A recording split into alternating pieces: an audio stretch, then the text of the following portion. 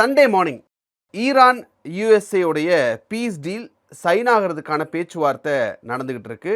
Deal இன்னொரு 1 மணி நேரத்தில் sign ஆகிடும் அப்படின்றது தான் சண்டே மார்னிங் இருந்த சுச்சுவேஷன். அந்த நேரத்தில் ஒரு 1 மணி நேரத்துக்கு முன்னாடி சைன் ஆகிற ஒரு 1 மணி நேரத்துக்கு முன்னாடி இஸ்ரேல் பெய்ரூட்டை அட்டாக் பண்ணுறாங்க. அந்த நேரத்தில் ட்ரம்ப்புடைய அட்வைசர்ஸ் ட்ரம்ப்பை கூப்பிட்டு இந்த மாதிரி இஸ்ரேல் ஒரு ஸ்ட்ரைக் நடத்தியிருக்காங்க பெய்ரூட் மேலே அப்படின்னு சொல்லி ட்ரம்ப்புக்கு என்ன நடந்ததுங்கிறத கம்ப்ளீட்டாக ப்ரீஃப் பண்ணுறாங்க. ப்ரீஃப் பண்ணோன்னையும் ட்ரம்ப் நெத்தன்யாஹுக்கு ஃபோன் பண்ணி கெட்ட வார்த்தையில் ஆக்சுவலாக திட்டியிருக்காரு. நிறைய இன்டர்வியூஸும் அதில் ஆக்சுவலாக வந்திருக்கு. என்ன அப்படின்னா, அந்த மாதிரி ஒரு அட்டாக் நடந்த உடனேயும் எனக்கு பயங்கரமாக டென்ஷன் ஆயிட்டேன், நெத்தன்யாஹுக்கு கொஞ்சம் கூட ஜட்ஜ்மெண்ட்டே இல்லை, இப்போ எதுக்கு அட்டாக் பண்ணணும் அப்படின்னு சொல்லி அந்த இன்டர்வியூவில் பேசியிருக்காரு. இதில் முக்கியமான விஷயம் என்ன அப்படின்னா, ஒரு யூஎஸ் பிரசிடென்ட் இஸ்ரேல் பிரைம் மினிஸ்டரை ஓப்பனாக இவ்வளோ தூரம் கிரிட்டிசைஸ் பண்ணுறது அப்படிங்கிறது எப்பயுமே நடக்காத ஒரு விஷயம், அரிதான ஒரு விஷயம். இதில் நம்ம இருந்து புரிஞ்சுக்கிறது என்ன அப்படின்னா, 24 ஹவர்ஸ்க்குள்ள இந்த டீல் கையெழுத்தாகும் அப்படின்னு சொல்லி பாகிஸ்தான் பிரைம் மினிஸ்டர் சபாஸ் ஷெரீஃப் வந்து சொல்லியிருந்தார். இது சண்டே மார்னிங் இந்தியன் டைமில் நடந்திருந்தது. சண்டே, அதாவது சாட்டர்டே மிட் நைட்டில் நடந்திருந்தது. ஆனால் அது ஏன் ஃப்ரைடேக்கு தள்ளி போச்சு அப்படின்றதும், இந்த டீல் சைன் ஆனால் எல்லா பிரச்சனையும் முடிஞ்சிருமா அப்படின்ற மாதிரியான நிறைய கேள்விகள் இருக்குது. அந்த கேள்விகளுக்கெல்லாம் பதில் I will explain you what it is.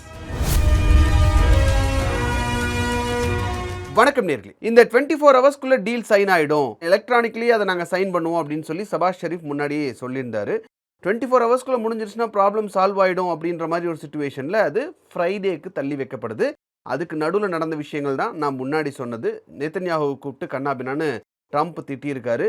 இந்த டீல் தள்ளி போனதுக்கு முக்கியமான காரணமே நீதான் அப்படின்னு சொல்லியும் அக்யூஸ் பண்ணியிருக்காரு. அதை ஓப்பனாக அந்த அக்யூசேஷன்ஸையும் நம்ம பார்க்க முடிஞ்சுது.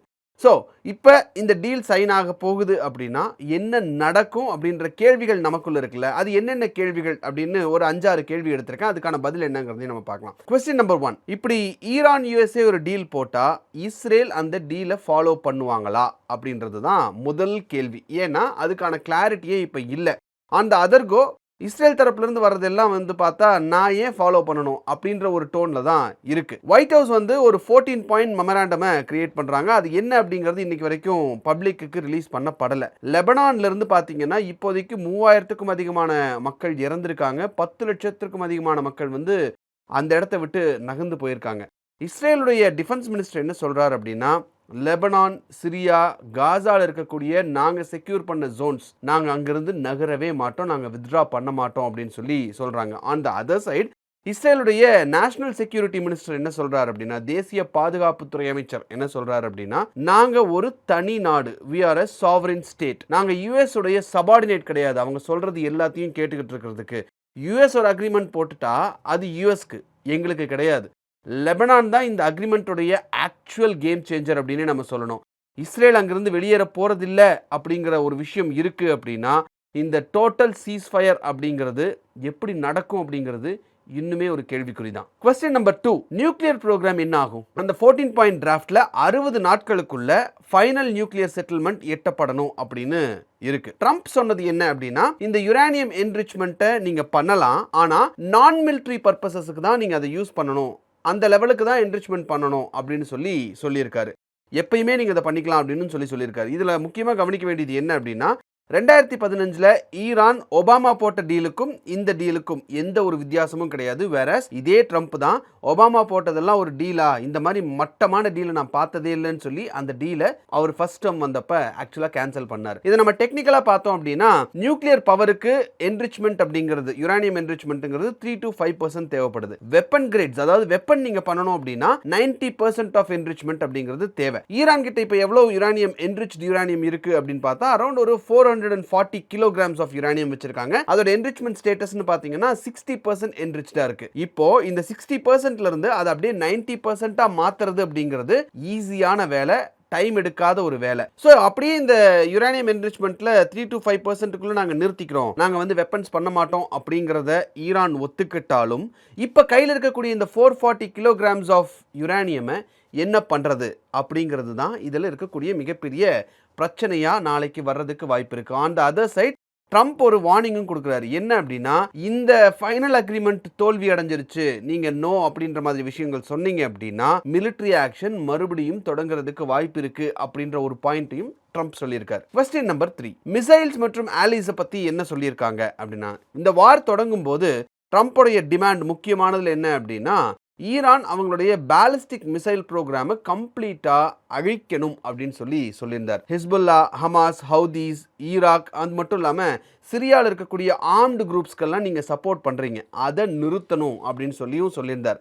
ஆனா இப்ப வரக்கூடிய ரிப்போர்ட்ஸ் என்ன சொல்லுது அப்படின்னா, இந்த மிசைல் ப்ரோக்ராம் பத்தியும் இவங்க சப்போர்ட் பண்றாங்கல்ல, ஹிஸ்புல்லா, ஹமாஸ், ஹவுதீஸ் இந்த மாதிரியான குரூப்ஸுக்கு, அலைட் குரூப்ஸ்க்கெல்லாம் சப்போர்ட் பண்றாங்கல்ல, அந்த சப்போர்ட் பத்தியும் இந்த டிஸ்கஷனுடைய அஜெண்டால இல்லை, இருக்காது, இருக்கிறதுக்கு வாய்ப்பில்லை அப்படிங்கிறது தான் ரிப்போர்ட் சொல்லக்கூடிய விஷயமா இருக்கு. ஒருவேளை இந்த ரிப்போர்ட் சொல்றது உண்மை அப்படின்னா, வாஷிங்டன் இந்த குறிப்பிட்ட விஷயத்துல ஈரானுக்கு மிகப்பெரிய கன்செஷன் கொடுத்திருக்கிறதாகவும் எடுத்துக்கலாம். ஆன் த அதர் சைட் இந்த விஷயத்துல அவங்கள பணிய வைக்க முடியாது, அதனால நாமளே இறங்கி போயிடலாம் அப்படின்னு சொல்லி அமெரிக்கா இறங்கி போறதாகவும் இதை எடுத்துக்கலாம். 4வது கேள்வி, ஸ்ட்ரெய்ட் ஆஃப் ஹார்மோஸ். இதுதான் எல்லாருமே உற்று பார்த்துட்டு இருக்கக்கூடிய ஒரு விஷயம். ட்ரம்ப் என்ன சொல்றாரு, டோல் எதுவும் இல்லாம ஃபுல்லா எல்லாரும் வந்துட்டு போறதுக்கான ஆத்தரைசேஷன் பண்றதுக்கான நடவடிக்கை தான் இது.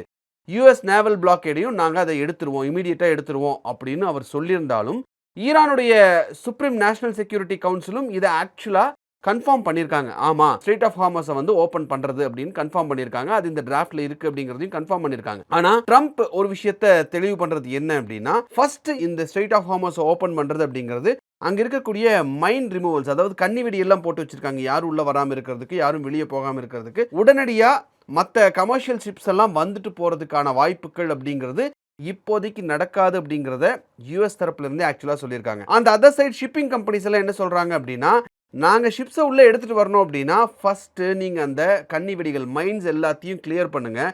அப்போ தான் ஷிப்பிங் இண்டஸ்ட்ரி ஒரு கம்ப்ளீட் கான்ஃபிடென்ஸோட எங்களால் அங்கே உள்ளே வர முடியும். அந்த ஃபுல் நார்மல்சி லெவல் வந்தால் தான் எங்களால் ஷிப்பை ஸ்ட்ரெய்ட் ஆஃப் ஹார்மஸ்குள்ளேயே எடுத்துகிட்டு வர முடியும் அப்படின்னு சொல்லி ஷிப்பிங் கம்பெனிஸ் எல்லாம் சொல்கிறாங்க. இந்த ஃபுல் நார்மல்சி அப்படிங்கிறது இன்னைக்கு நாளைக்கு அடுத்த வாரத்தில் வந்துடாது, அதுக்கு பல மாதங்கள் ஆகும் அப்படிங்கிறது தான் களத்தில் இருக்கக்கூடிய ஆக்சுவல் யதார்த்தமான விஷயமா இருக்கு. இதெல்லாம் டிசைட் பண்ணிட்டு இருக்கிறப்போ ஈரான் வந்து அவங்களுடைய நெகோசியேஷன்ஸ்ல கடைசி நேரத்தில் மேரிடைம் சர்வீஸ் ஃபீஸ் அப்படின்ற ஒரு விஷயத்தை சேர்த்திருக்கிறதா தகவல் இருக்கு. ஸோ $2 மில்லியன் வந்து நீங்க ஸ்ட்ரெய்ட் ஆஃப் ஹார்மஸை கடந்து போறதுக்கு டோல் கொடுக்கணும் அப்படின்னு சொல்லி ஏற்கனவே சொல்லியிருந்தாங்கல்ல. இப்போ அந்த டோல் கிடையாது அப்படிங்கிறதையும் ஈரான் ஒத்துக்கிட்டாங்க. On the other side service fees நீங்க கொடுக்கணும் அப்படின்றத இந்த டிராஃப்ட்ல சேர்த்தி இருக்கிறதா தகவல் வந்திருக்கு. இதுல இன்டர்நேஷனல் லா ஒன்று இருக்கு. அது என்ன அப்படின்னா, நேச்சுரலா அமையக்கூடிய இந்த ஸ்ட்ரெய்ட், அதாவது ஸ்ட்ரெய்ட் ஆஃப் ஹார்மஸ்ங்கிறது இயற்கையா அமையக்கூடிய ஒரு ஸ்ட்ரெய்ட், அதுல வந்து சட்டப்படி அவங்க எந்த டோலும் வசூலிக்க முடியாது. ஆனா ஒரு நாட்டுடைய டெரிட்டோரியல் வாட்டர்ஸ்ல ஒரு ஷிப் கடந்து போகுது அப்படின்னா அதுக்கு சர்வீஸ் ஃபீஸ் அப்படின்னு அவங்க விதிக்கலாம் அப்படின்னு இன்டர்நேஷனல் லா சொல்லுது. On that basis maritime services fees அப்படின்ற ஒரு விஷயத்தை ஈரான் விதிக்கிறதுக்கான வாய்ப்புகள் ரொம்ப அதிகமாக இருக்கு. அதுவும் இந்த டிராஃப்ட் வெளியே வரும்போது தான் என்ன நடந்திருக்கு அப்படிங்கிறது நம்ம கிளியரா சொல்ல முடியும். ஸோ இந்த ஸ்ட்ரெய்ட் ஆஃப் ஹார்மஸை ஓப்பன் பண்ணிட்டா உடனடியாக க்ரூட் ஆயில் வந்துடும், டக்குன்னு நமக்கு பெட்ரோல் டீசல் பிரைஸ் எல்லாம் குறைஞ்சிரும் அப்படின்னு நம்ம நினைக்கிறது it is not going to happen. அதுக்கு பல மாதங்கள் ஆகும் அப்படிங்கிறது தான் உண்மை. கொஸ்டின் நம்பர் 5, சாங்ஷன்ஸ் இமீடியட்டா எடுத்துருவோம் அப்படின்னு சொல்லியிருக்காங்களே, அது நடக்குமா, உடனடியாக நடக்குமா அப்படின்னு கேட்டா கிடையாது. டிராஃப்ட் அக்ரிமெண்ட்ல ஆயில் சேல்ஸுக்கான ரெஸ்ட்ரிக்ஷன்ஸை சஸ்பெண்ட் பண்ணுவோம் அப்படின்னு சொல்லி அமெரிக்கா சொல்லியிருக்காங்க. ஆனா பேங்கிங் செக்டாரோடைய சாங்ஷன்ஸ் பத்தி அதுல எதுவும் தெளிவா இல்லை அப்படிங்கிறது தான் ரிப்போர்ட்ஸ் எல்லாம் வர்றது சொல்லக்கூடிய விஷயமா இருக்கு. On the other side France, Germany, Italy, UK மாதிரியான நாடுகள், ஐரோப்பிய நாடுகள் ரொம்ப ஓப்பனாகவே சொல்லியிருக்காங்க. ஒரு கூட்டு அறிக்கையை அவங்க கொடுத்துருக்காங்க. அதில் என்ன சொல்லியிருக்காங்க அப்படின்னா, ஈரான் அவங்களுடைய நியூக்ளியர் ப்ரோக்ராம்ல எந்த மாதிரியான ப்ராக்ரஸ் பண்றாங்க அப்படிங்கிறத பொறுத்து தான் நாங்கள் எங்களுடைய சாங்ஷன்ஸை ரத்து பண்ணுவோம் அப்படின்னு சொல்லியிருக்காங்க. ஸோ அவங்க சொல்றது என்ன அப்படின்னா, யுரேனியம் என்ரிச்மெண்ட் பண்ண மாட்டேன் அப்படின்னு சொல்லி ஈரான் சொல்றாங்க அப்படின்னா அதை அவங்க நிறுத்தணும், அதை நாங்கள் கண்கூடா பார்க்கணும். ரெண்டாவது, நியூக்ளியர் வெப்பன் பண்ண மாட்டோம் அப்படின்னு சொன்னாங்க அப்படின்னா அவங்க கையில் இருக்கக்கூடிய 440 kilograms ஆஃப் என்ரிச்ட் யுரேனியமை என்ன பண்ணுவாங்க அப்படிங்கிறதுக்கான ஒரு கிளாரிட்டி வேணும். இதெல்லாம் தெரிஞ்சாதான் நாங்கள் ஈரான்ட்டிருந்து க்ரூட் ஆயில் வாங்குறதுக்கான அந்த சாங்ஷன்ஸை லிஃப்ட் பண்ணுறதுக்கு ஒத்துக்குவோம் அப்படின்னு சொல்லி யூரோப்பியன் கண்ட்ரீஸும் ஒரு பக்கம் சொல்லியிருக்காங்க. கொஸ்டின் நம்பர் 6 என்ன அப்படின்னா, ஃப்ரோசன் அசெட்ஸ் எல்லாம் என்ன ஆகும்? ஈரானுடைய ஒரு $24-25 பில்லியன் வர்த் ஆஃப் அசெட்ஸை வந்து அமெரிக்கா ஃப்ரீஸ் பண்ணி வச்சிருக்காங்க. இந்த 60 நாட்கள் இந்த டிராஃப்ட் ஒன்று ரெடி ஆகி இந்த 60 நாட்கள் நெகோஷியேட்டிங் பீரியட்னு சொல்கிறாங்கல்ல, அந்த டைமில் கொஞ்சம் கொஞ்சமாக அதை நாங்கள் ரிலீஸ் பண்ணுவோம் அப்படின்னு சொல்லியிருக்காங்க. ஃபுல்லாக அந்த $25 பில்லியன் அசட்ஸையும் நாங்கள் அன்ஃப்ரீஸ் பண்ண மாட்டோம், கொஞ்சம் கொஞ்சமாக தான் அன்ஃப்ரீஸ் பண்ணுவோம். ஆனால் இதில் ஈரானும் ஒரு கண்டிஷன் போடுறாங்க, யூஎஸும் ஒரு கண்டிஷன் போடுறாங்க. அது என்ன அப்படின்னா, ஃபர்ஸ்ட் ஹாஃப் ஆஃப் அமௌண்ட்டை நீங்கள் எங்களுக்கு ரிலீஸ் பண்ணாதான் ஃபைனல் நெகோசியேஷன்ஸ்க்கே நாங்கள் வருவோம் அப்படின்னு சொல்லி ஈரான் அந்த டிராஃப்டில் சொல்லியிருக்கிறதாகவும், அதுக்கு யூஎஸோடைய வைஸ் பிரசிடென்ட் ஜேடி வான்ஸ் என்ன சொல்லியிருக்காரு, ரொம்ப தெளிவாக சொல்லியிருக்கிறது என்ன சொல்லியிருக்காரு அப்படின்னா, ஃபண்ட்ஸை நாங்கள் ஆட்டோமேட்டிக்காக ரிலீஸ் பண்ண மாட்டோம். ஈரான் இந்த டிராஃப்ட் படி சொல்லியிருக்கக்கூடிய விஷயங்கள் எல்லாம் நீங்கள் கரெக்டாக கடைபிடிக்கிறீங்களா அப்படிங்கிறத பார்த்துட்டு தான் இந்த எக்கனாமிக் பெனிஃபிட்ஸ் எல்லாத்தையும் நாங்கள் கொஞ்சம் கொஞ்சமாக தான் ரிலீஸ் பண்ணுவோம் அப்படின்னு சொல்லியிருக்காங்க. விச் இஸ் இந்த டிராஃப்டில் இருக்கக்கூடிய எல்லா விஷயத்தையும் அமெரிக்கா ஃபாலோ பண்ணுவாங்களா அப்படிங்கிறது தெரியாது.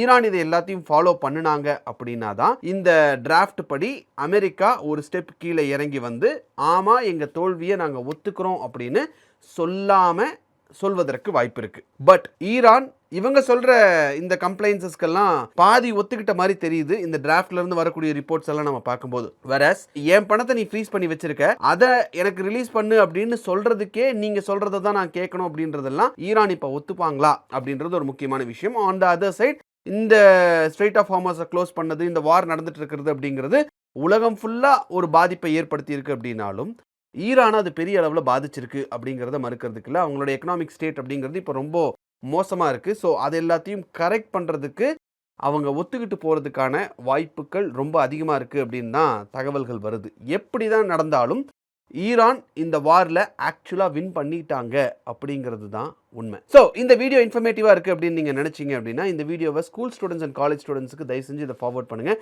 Let them know what is happening in the world. And இந்த வீடியோ உங்களுக்கு பிடிச்சிருந்தா இந்த வீடியோவை லைக் பண்ணுங்கள், ஷேர் பண்ணுங்கள், கமெண்ட் பண்ணுங்கள், சப்ஸ்கிரைப் பண்ணுங்கள். தேங்க்யூ.